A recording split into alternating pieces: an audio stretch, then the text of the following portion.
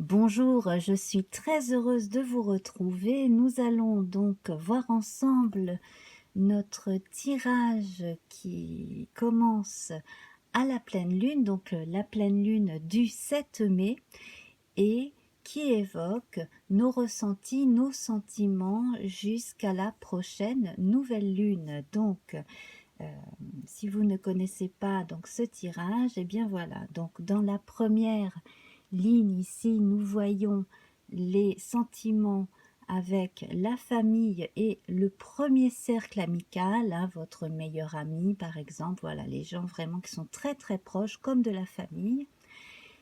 La deuxième ligne concerne l'amour, l'amour sentimental, hein, voilà. Et puis la troisième ligne concerne les rapports avec les autres.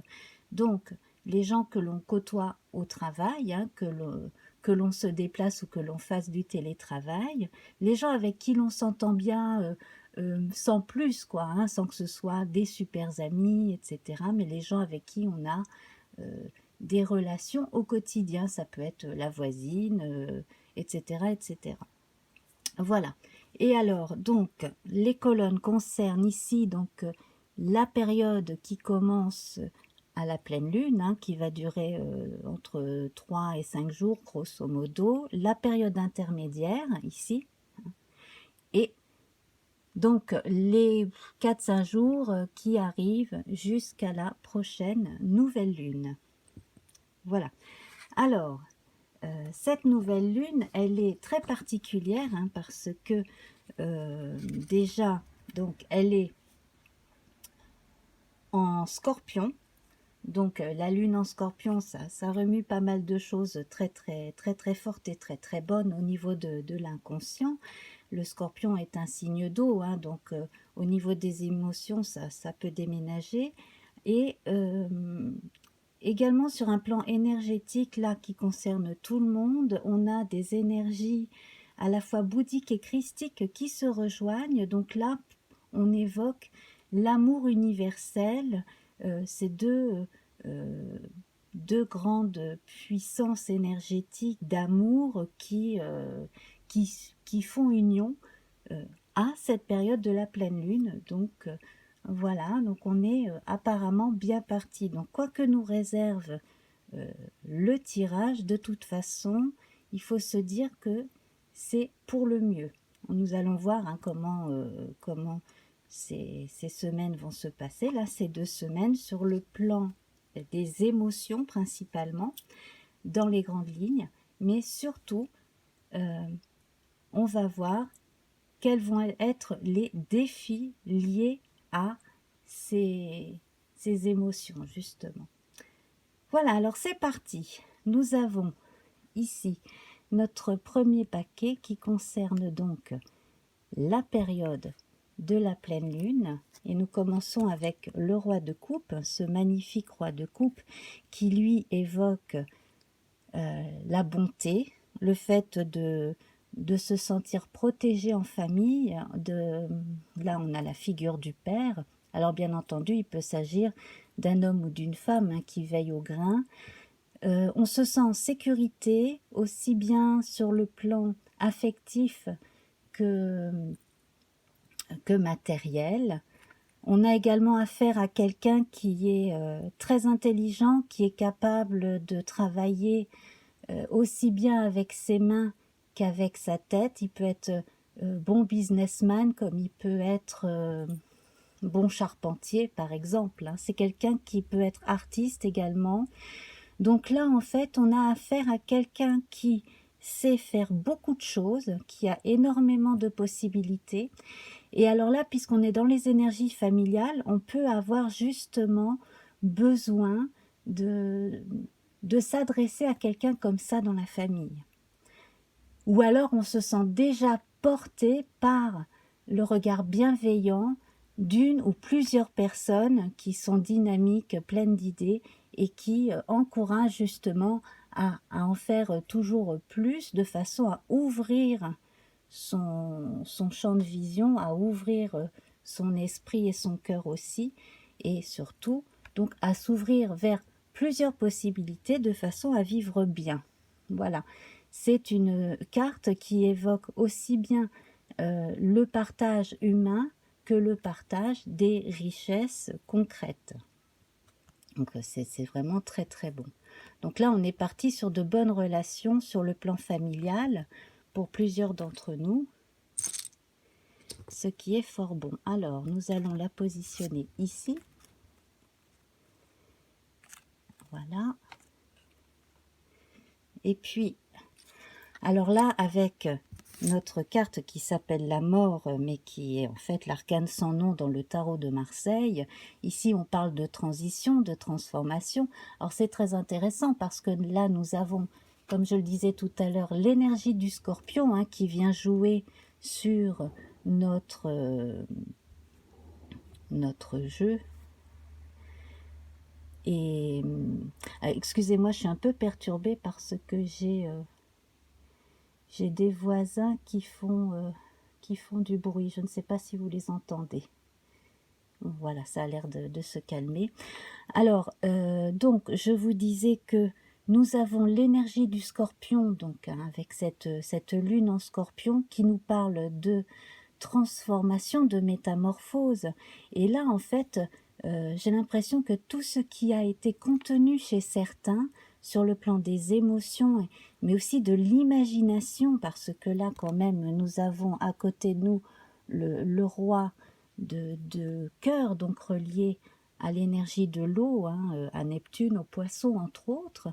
Donc là, en fait, tout ce qui est relié à l'affect va aider l'imaginaire. Donc en plus des liens affectifs, là on va vers une forme de guérison psychologique, une guérison sentimentale aussi. Certains arrivent enfin à faire le deuil d'un soit d'un amour, soit d'une perte amicale aussi.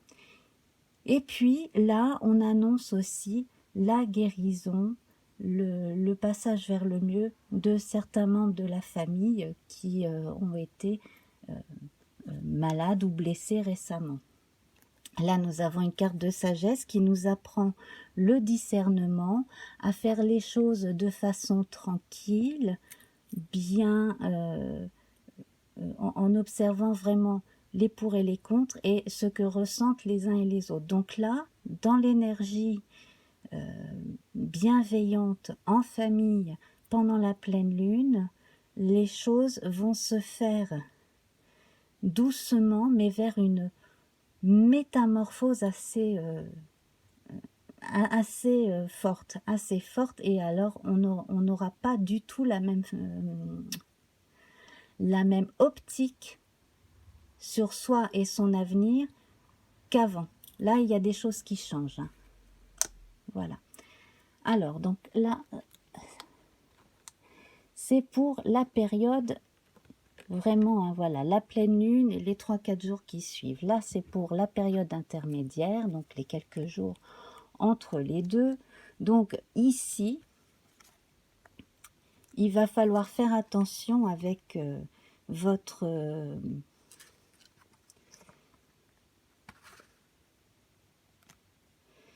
justement, il va falloir faire attention avec votre optimisme parce que là, en fait, si vous êtes trop sûr de vous, vous pourriez faire une bourde.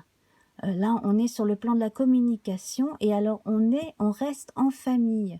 Alors, pour ceux qui ont du mal à rester confinés les uns sur les autres, parce qu'il y en a, tout le monde n'a pas beaucoup de place, il faut bien en avoir conscience, hein, et puis tout le monde n'a pas énormément de patience, ça dépend aussi du niveau de conscience des uns et des autres, on n'a pas tous le même vécu, ni le même âge, ni le même niveau de recul philosophique sur la vie non plus. Et là, il pourrait y avoir chez certains des problèmes d'autorité autoprogrammée, par exemple, hein, voilà, ou de violence ou d'autodestruction chez certains. Alors ça peut être malheureusement, ça peut être un adulte qui n'arrive pas à contenir sa colère. Ça peut être également un adolescent ou une adolescente qui commence à montrer plus que des signes de rébellion, à montrer des signes de violence, alors pas forcément envers autrui, mais peut-être envers soi-même. Donc ça, il faut surveiller. Là, on parle bien des relations en famille, hein. Alors, si ça n'est pas une violence contre soi physique, hein, si ce n'est pas de l'automutilation en soi, ça peut être malheureusement de la boulimie, de l'anorexie, hein. Attention, parce que j'ai l'impression qu'il y a au moins, c'est peut-être une jeune fille, mais c'est pas sûr. Parlez bien avec vos jeunes, parce que là, il y a quelqu'un qui se fait harceler, hein, via les réseaux sociaux, je ne sais quoi. Il y a quelqu'un qui n'en parle pas, mais qui est harcelé et qui en souffre énormément, là, qui est en train de sombrer. Et là, je vois l'intervention d'un adulte. Alors, on retrouve, hein, la figure paternelle ici. Donc, s'il le faut, faites intervenir soit le père du jeune, soit votre... voilà, une personne qui en impose, homme ou femme, mais quelqu'un vraiment qui en impose, de façon à protéger ce jeune ou cette jeune, et de façon à ce que l'auteur de ces méfaits cesse au moins ces méfaits. Voilà, là il faut en imposer. Si jamais, dans d'autres cas, si jamais un membre de la famille commence à montrer des signes d'autoritarisme et injuste, pareil, hein, il faut à ce moment-là non seulement hausser le ton, mais bien expliquer que ça ne marche pas comme ça dans la famille. Ou que si ça a marché comme ça dans la famille, eh ben, il faut que ça change. Voilà, hein.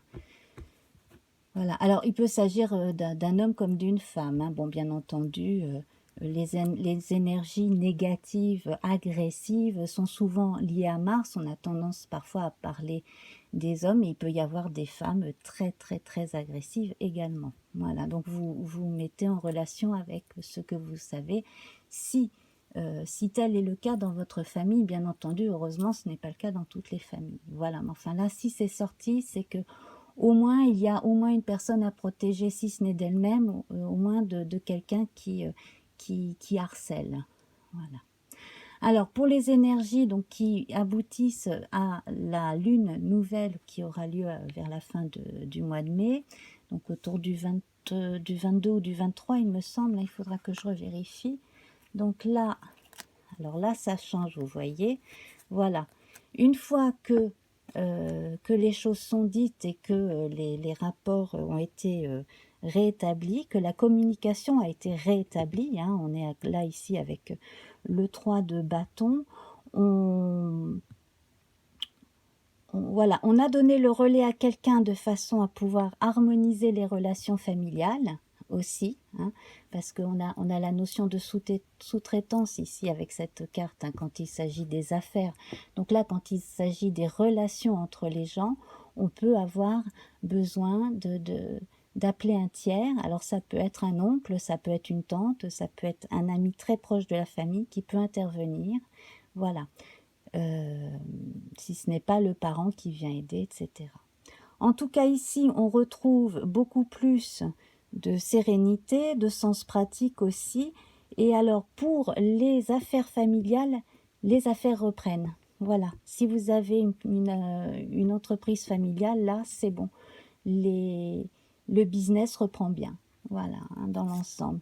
Alors, il va falloir encore réfléchir à certaines actions à entreprendre.